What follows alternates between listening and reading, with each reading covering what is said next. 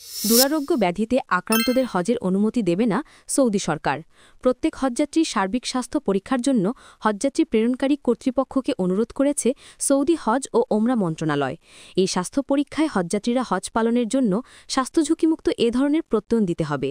সোমবার 10 নভেম্বর ধর্ম মন্ত্রণালয় জানিয়েছে, এ বিষয়ে সৌদি হজ ও ওমরা মন্ত্রণালয় থেকে হজযাত্রী প্রেরণকারী দেশগুলোকে চিঠি পাঠানো হয়েছে। এ চিঠিতে একজন হজযাত্রী যেসব শারীরিক পরিস্থিতিতে হজের অনুমতি পাবেন না তার বিস্তারিত বিবরণ দেওয়া হয়েছে। কোনো হজযাত্রীর শরীরের প্রধান অঙ্গগুলো অকার্যকর হলে তিনি হজের অনুমতি পাবেন না। এর মধ্যে রয়েছে ডায়ালিসিস চলছে এমন কিডনি রোগ, গুরুতর হৃদরোগ, সবসময় অক্সিজেন প্রয়োজন হয় এ ধরনের ফুসফুসের রোগ ও ভয়াবহ লিভার সিরোসিস। এছাড়া গুরুতর স্নায়বিক কিংবা মানসিক রোগ, স্মৃতিভ্রষ্টতা সহ অতি বয়স্ক ব্যক্তি, শেষ প্রান্তিকের গর্ভাবস্থা এবং যে কোনো স্তরে উচ্চ ঝুঁকিপূর্ণ গর্ভাবস্থায়ও হজের অনুমতি মিলবে না। সংক্রামক রোগ যেমন যক্ষ্মা, ভাইরাল হেমোরেজিক জ্বর এবং কিমোথেরাপি কিংবা অন্য কোনো নিবিড় ইমিউনোথেরাপি চিকিৎসা গ্রহণ করছেন এমন ক্যান্সার আক্রান্ত ব্যক্তিকেও হজের অনুমতি দেবে না সৌদি সরকার। হজযাত্রী প্রেরণকের ক্ষেত্রে হজযাত্রী প্রেরণকারী কর্তৃপক্ষকে স্বাস্থ্যঝুঁকিমুক্ত প্রত্যয়ন করে নুসুক মাসার প্ল্যাটফর্মে প্রত্যেক হজযাত্রীর জন্য আবশ্যিকভাবে বৈধ স্বাস্থ্য সনদ ইস্যু করতে অনুরোধ করেছে সৌদি আরব।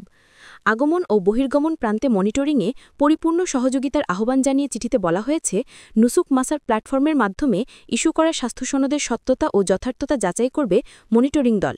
কোনো দেশের একজন হজযাত্রীকে তালিকাভুক্ত স্বাস্থ্য পাওয়া যায়, তাহলে সেই দেশের বিরুদ্ধে সংশোধনমূলক ও নিয়ন্ত্রণমূলক পদক্ষেপ গ্রহণ করবে সৌদি হজ ও ওমরা মন্ত্রণালয়।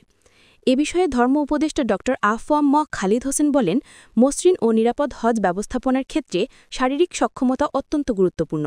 এ দেশ থেকে হজযাত্রী প্রেরণের ক্ষেত্রে সৌদি হজ ও ওমরা মন্ত্রণালয়ের স্বাস্থ্য সংক্রান্ত বিধিনিষেধগুলো কঠোরভাবে অনুসরণ করা হবে।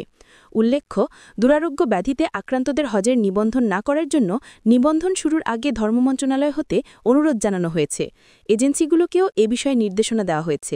এ বিষয়ে বিস্তারিত ধারণা নিতে সৌদি সরকারের অনুরোধে সে দেশে অনুষ্ঠিত একটি ওয়ার্কশপে অংশগ্রহণ করছেন বাংলাদেশি দুজন চিকিৎসক।